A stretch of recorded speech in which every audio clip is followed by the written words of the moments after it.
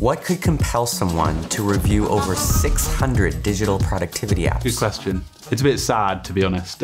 In this video, we'll find out about the 4 steps of Francesco D'Alessio's second brain, the system he used to build one of the world's leading productivity channels. I was so obsessed, and I was like, okay, there's something wrong with me. And the exact set of apps most important to his digital productivity empire. Let's now look at apps. I want to look at them through the lens of code. I use the term capture tools, a category of software that's specialized, really good at capture. How do you think about capture tools in particular? I have used Evernote for a considerable part of my life, probably about 8 years. Like, as you can see here, I pretty much saw anything in it that sort of comes up, everything from phone contracts to, serial numbers. So here's a good example of one, right? This is a health document I put in back in February. But basically what I try and do is I take a lot of notes on the Remarkable tablet, and then I export it into Evernote with just forward email function. Evernote is that sort of backup resource for me. It's evolved over time to become a filing cabinet. Anything that's, say, for example, plans for like a holiday, or medical information or things like that, I minded to share with a family member, or maybe even just reference at a good time with files and stuff. Tend to put it in Evernote, but now I'm about 80% committed to a new app called Mem, which I think is going to be quite a popular note taker in a few years.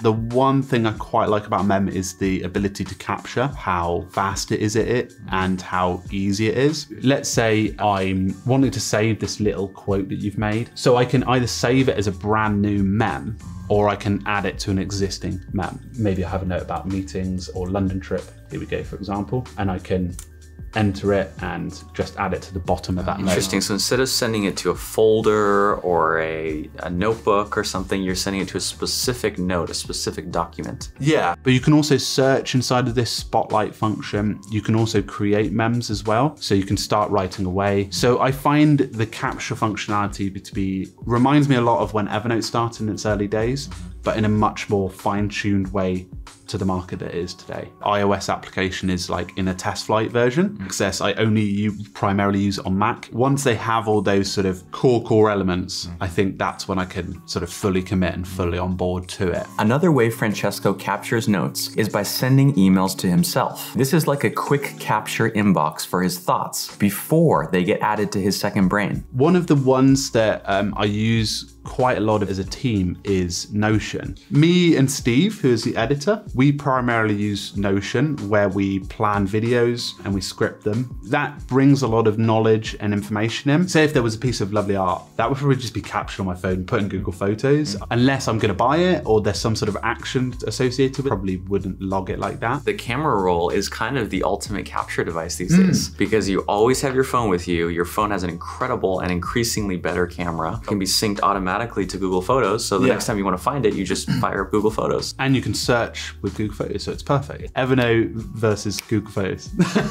Oh no. Boom. Francesco uses the calendar app Cron to capture events, and the app Sunsama to capture any new to-do items. But for prioritizing his daily tasks, he relies on the Bento app. Bento is a new app that we launched, and it's a task manager that limits you to 3 tasks only. A large one, a medium, and a small one. So when you go and create your box, what happens is you're prompted by a workflow choice. And that's very simply the order you want to complete the tasks in. So let's say I start with my slow burn. Then you choose your small task, your medium task, and your large task. Record YouTube. Is you go into a focus mode, start a timer, and to really tune in on that task. So it's very basic and very simple. It's nothing more complicated than that. I often find when I spend, an hour doing some admin tasks, it's like I don't give myself credit. It's like, oh, that didn't count. That was easy, or stuff I needed to be doing anyway. Yeah. And so you've spent all this time and energy and you feel tired, but it's like at least I finish that work session with this sense of dissatisfaction. Yeah. Like that actually closes the loop and gives you that sense of, no, I did actually complete something important. So with Bento, we actually use Craft. I don't know why we were using Craft, but we just all soon migrated there. And what we do here is we organize ideas and thoughts. And what's really nice as well is, here's a good example of it. What we do is we take screenshots every time there is a version of the app that we have in the past. And it's now like a really nice library to zoom back and see how it evolved. It's just a really sort of immersive docs experience, just very natively, very fast, and it's one of the best apps out there. Craft is your dedicated environment for this specific project or this specific product that you're developing, which is the Bento productivity app. It's kind of like a parallel to the physical world. Sometimes when you're starting something very new that requires a different state of mind, a different kind of thinking, you actually want to boot up a completely separate environment so that when you step into that environment, even if it's just an app, it's like your brain and body knows, oh, it's time to work on developing software. And so you switch into that mode. I use the tablet, the Remarkable tablet, quite a lot. What I really like about the experience around it is it's offline. Go to coffee shops and sketch out ideas, write journals sometimes. And it is just so nice. It's so much more mindful. I can have like a really relaxing bit of music, get some of the best carrot cake in town. And then what I tend to do is you can just send it through your email, which means I can organize and process it for later. Once Francesco has captured from all the inputs in his life, he moves on to organizing them, starting with Evernote. A lot of it nowadays is associated to me and the family. If you go to, say, my notebooks area, I sort of adapted the para methodology slightly. How dare you?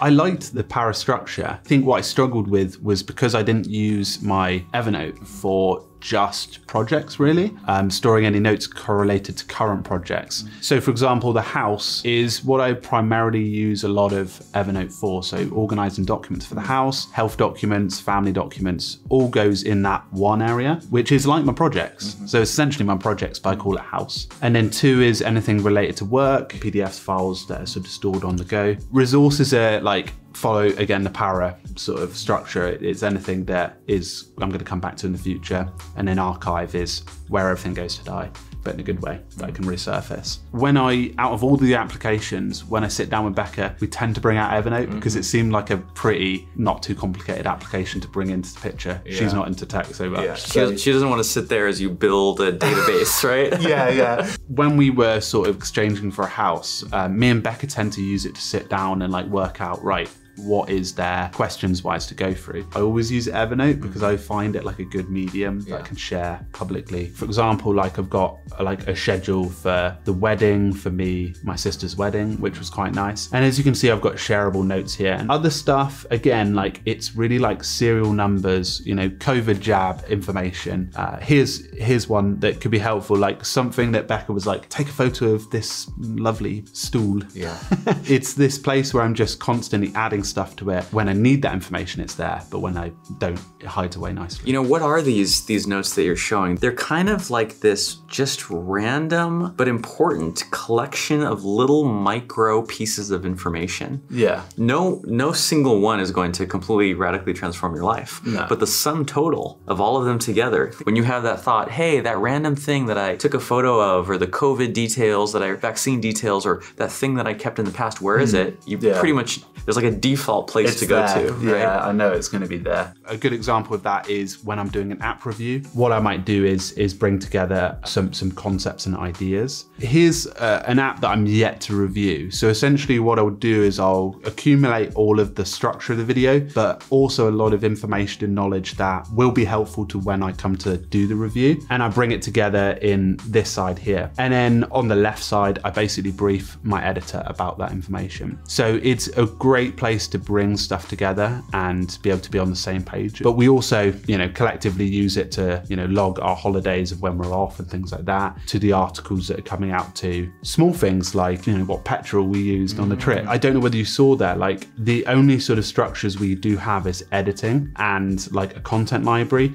I try and keep things a lot free-formed when I'm doing it because Notion search is so powerful. Without the filters, it's excessively long. It's a huge document, so it's really a lot easier to manage with search. There's not a great level of capturing function in Craft, But what's nice about it is across the week, we have ideas, we have thoughts, and what we can do is just pile it inside of the next agenda. So that's really like a nice thing in the background. And we also use it as well to capture sort of marketing updates, weekly downloads, and also quite a lot on agendas. So like, for example, this one here, we sort of had last week to sort of talk about. It's all nestled under there, and we've got all our other meetings here, which is really nice because we can go back and we can just see what we discussed previously and recap on it as well sometimes, even if one of us missed a meeting too.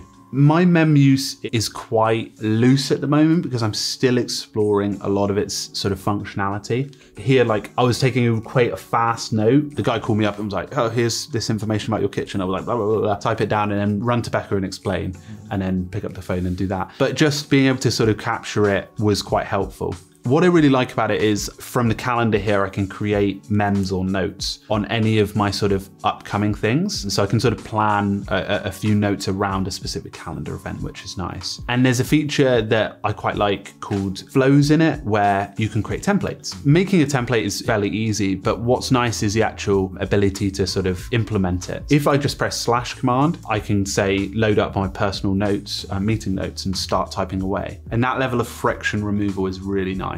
And that's one thing I like about it. They've also released this feature called MemX on the side here, and it basically sources all of the previous notes you've taken that are similar in structure, and it brings them up. So as you type and as you start making and connecting notes together, it improves this similar search function.